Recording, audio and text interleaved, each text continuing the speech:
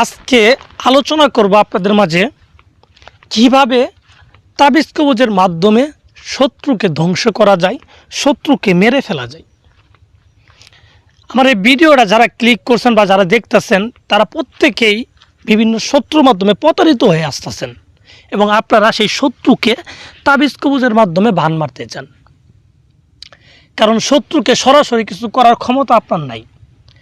কারণ মানুষ তাবিজ কবজ ওই সময়ই করে যখন তার শত্রুকে চিনা জানা থাকার পরেও শত্রুকে প্রকাশ্যে কোনো কিছু করতে পারে না, তখনই কিন্তু মানুষ গোপনে এই তাবিজ কবজের মাধ্যমে শত্রুকে বান মারতে আসে।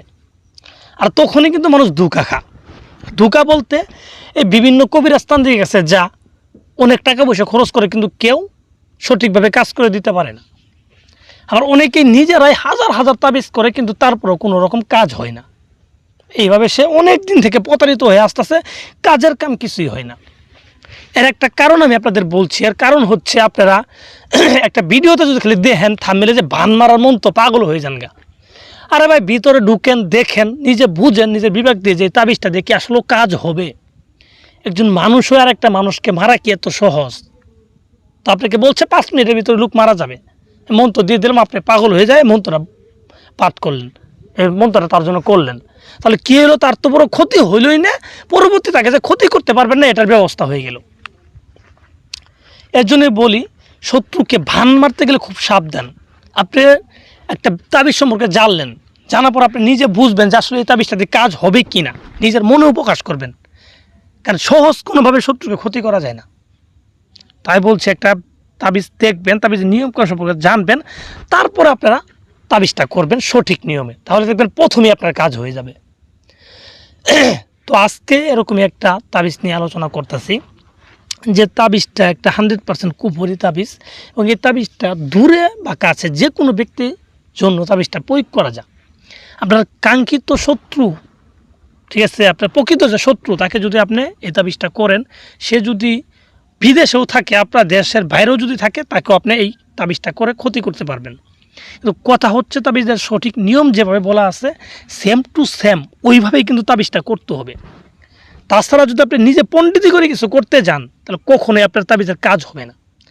তাই বলবো, যদি ভান মারা তাবিজ করতে যান তাহলে আগে তাবিজের সঠিক নিয়মটা আছে, সেই নিয়মটা ফলো করবেন, ওই অনুযায়ী তাবিজটা করবেন।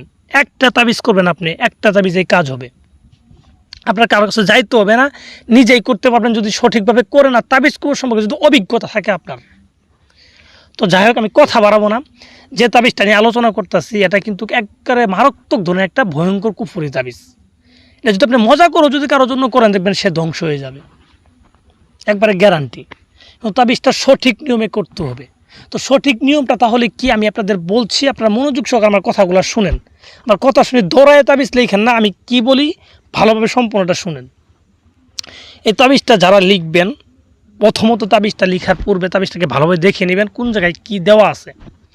দেওয়ার পর আপনি এই তাবিজটা লিখবেন যে কোনো একটা শনিবারের দিন রাত্রে 11টা থেকে 12টার ভিতরে, 1 ঘন্টার ভিতরে এই তাবিজটা লিখে শেষ করবেন।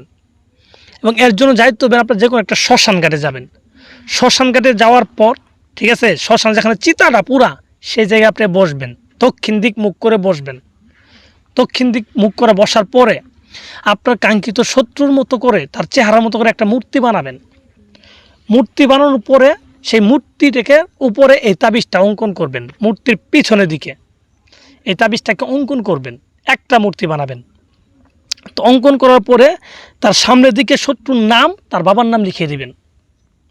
লিখে দেওয়ার পরে এই মূর্তিটাকে ওই জায়গায় বসে চন্দন কাঠ দিয়ে একটা আগুন করবেন। চন্দন কাঠ এগুলো কিনতে পাওয়া যায় 10,000 টাকা কেজি, এগুলো কিনতে পাওয়া যায়, দামও বলে দিলাম, এগুলো কিনতে পাওয়া যায়। এই চন্দন কাঠ দিয়ে আগুন করবেন। আগুন করে আপনি সেই মূর্তিটাকে আগুনে পুড়ে দিবেন, ওই চিতায় বৈশি, ঠিক আছে, শ্মশানে বৈশি, চিতায় বৈশি এই মূর্তিটাকে পুড়ে দিবেন আগুনে, ঠিক আছে। পুড়ে দেওয়ার পর বাড়িতে আসবেন আপনি বই পাবেন।